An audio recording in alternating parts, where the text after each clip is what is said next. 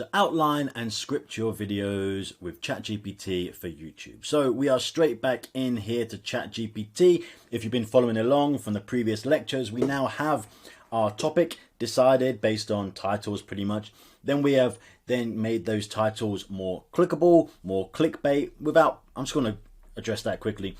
Clickbait is an okay term to use and to have for your videos. Clickbait, if you've got a video about these sunglasses and you title it Singing Cat Does a Full Beethoven Rendition, then that of course is clickbait. If you say the most extreme, amazing, incredible foods in New York City and you think, oh, that's a bit over the top, that's not clickbait, that's marketing, that's getting someone to click your video. And as long as you do have foods in there that you think are great, that's not clickbait. So we've generated those, we have our titles, we know what we're going to make our video about pretty much based on a title. What we don't have is what the video looks like, some sort of script or points for how the video is going to be laid out. Now, a lot of people don't plan their videos, they just hit the road and they go and film. Now, this depends so much on your niche. If you're doing a tech review, then obviously you can plan to talk about, I don't know, 5 points within the iPhone if you're doing the iPhone. Or if you're doing anything else, I don't know, gaming, if you're doing a review on fashion. And I'm reviewing this belt and I'm going to talk about it. And my 5 points are, I don't know, the quality, the price. I'm just grabbing these things out of the air, but you know exactly what I mean. You need some kind of structure. You can't just start rolling and hope for the best. And a structure is really, really important because it's going to help retention. So we've done your click. We've got people to click your video with a title and later thumbnail, and now they're watching. You want them to watch for as long as possible. We spoke about it in my first lecture in the previous section. You want the retention to be as long as possible. Now the retention is how good your video is, not how well it's edited, the transitions and all that stuff which people spend loads of time focusing on. The retention is going to be purely pretty much from your structure, how you are keeping someone engaged. Now, a tactic that I like to use is to have like a 5-point structure to my video. And if you open up and you tell someone, I'm going to go through 5 street foods, we're going to do this one, then just briefly touch on them, and you're going to see which one's the best, the price of these. The viewer already knows they're in here, they're on the ride for 5 points, and they're likely to stay for it. And you might count these down, 5, 4, 3, 2, 1. Some of the best examples of a great structure video, if you ever watch like 10 best, I don't know, 10 best touchdowns, 10 best goals, 10 craziest places you've never seen, 10 haunted houses, the countdown channels, perfect structure. It counts down from 10 to 1, getting more extreme. People wait and watch to see what the last one is. You're taking that same theory and putting it to your video to get somebody to watch for as long as possible. So it's important to script or get the structure for your video to get someone to watch for as long as possible. You need retention. And if you're trying to get monetized still, you need watch hours. So you want people to watch for as long as possible to contribute towards your watch hours. And if they watch for longer, they see more adverts, you make more money, YouTube makes more money, they see more adverts and shares you more because YouTube want to make money, of course. Okay, so I've explained to you why it's important to get it. So now we need to generate a script. So I'm going to do 2 things here. There's one called generating the script and one called generating the structure, and you're going to see the difference between the two. I'm going to use an absolute random example here, and these are also on your downloadable PDFs if you want to follow along. Let's do this example. So let's start from the top. I'm going to use an example of a travel video. I'm going to do 5 things, or you could do 10 things to do in New York City that nobody has seen before. It's going to be a travel video. The title might be something like we've generated in the last one. 5 things you've never seen in New York City that you must do under $10. For example, I put that in. So I want to find what these 5 things are, and I'm using ChatGPT to start generating my script. These might change when you're out in the field filming. You might actually find something else, but you need to at least leave your house with a plan to do this. So if I know I'm going to do 5 incredible things to see in New York City, I'm going to do list me 10 things to do in New York City that tourists don't normally see. Okay, let's generate that, and it's going to spit me out 10 things to do. Now, what I'm going to do is use these 10 things. I will select 5 of them. There might be none here. I need to generate another 10. I could generate 50. I could generate 100, right? But if there's, I don't know, there's the Greenwood Cemetery. Doesn't sound like I would. The High Line, for example. I've been on the High Line and not enough tourists do it. That's amazing. Maybe that's one of them. I want to go to the Tenement Museum, City Hall Station, I don't know, Governor's Island, whatever it is. This is how you get your 5 things. Now, if you are doing a review on something like, tell me 5 points to talk about the new iPhone, and perhaps it's going to spit you out like cost, size, the specifications of the camera, anything new in the software. For example, I'm getting my 5 things, okay? And that's important. So now what I'm going to do, I'm going to say, write me a script. And I'll show you the difference, as I previously mentioned, between script and structure. And we're going to generate these almost identical, but ask for a structure next. So write me a script for an 8-minute YouTube, YouTube video for the title. And the title example I just pulled out there that we didn't generate was like 5 amazing sweet street foods in New York City that you have never seen before for under $2, let's say.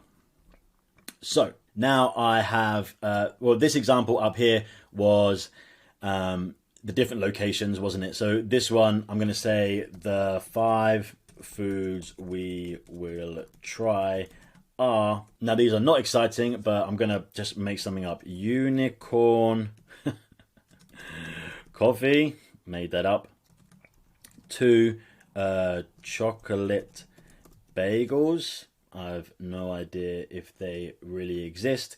Again, if this was my video, I would have asked in this section here for it to generate me 10 foods, and I would have found them. Or this is a bit of a weird example because you need to, if there exist a lot in New York City, you can go and find them, or you might have to go and see what's available. So for this example, well, you're not going to be doing this for your channel. You'd take it from here and you would put these in. So let me just continue. Okay, so now I've got it here. Write me a script for an 8-minute YouTube video. Now, we've spoken briefly in the first section. 8 minutes is an ideal length. You might want to ask it for 10 minutes, but 8 minutes is an ideal length because after 8 minutes, YouTube will add mid-roll ads into your video. The more adverts that someone is able to watch, the more money it can make, the more money YouTube make, and they're likely to share it. So make your video over 8 minutes for you to make more money, but for YouTube to be able to make more money, and then they're probably going to give you more impressions if they're making more money. So get your videos at least over 8 minutes.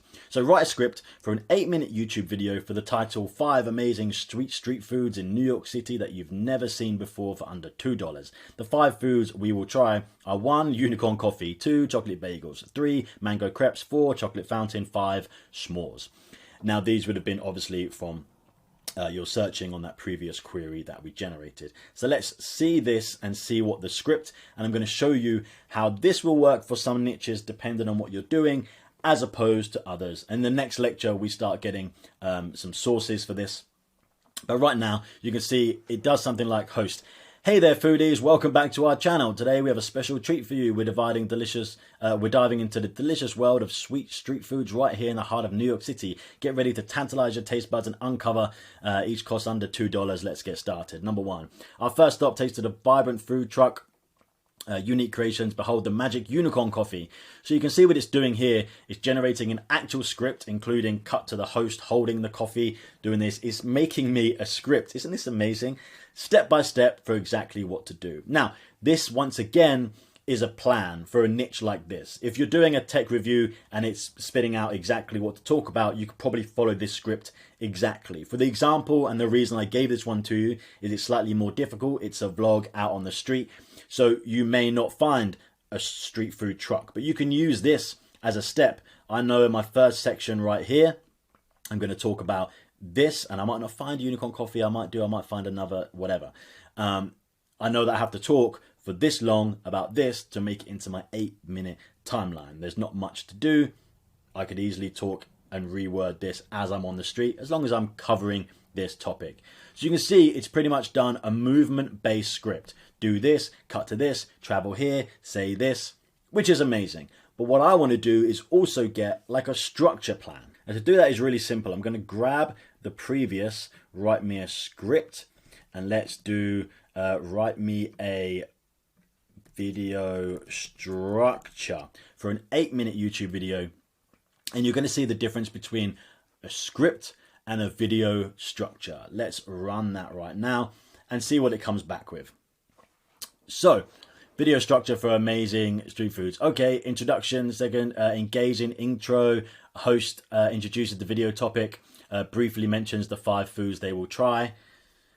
Segment 1, host walk to the location you want coffee, engages, shots vibrant food truck, holds it, does this. So I like something like this when I'm filming. This will depend loads on you. It depends on your niche, on your video type. I'm doing this for everyone.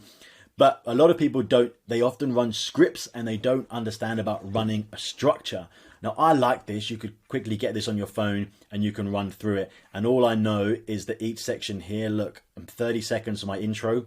Ideal intro length. I'm telling them we're going to look at 5 bits, mention the 5 foods you'll try.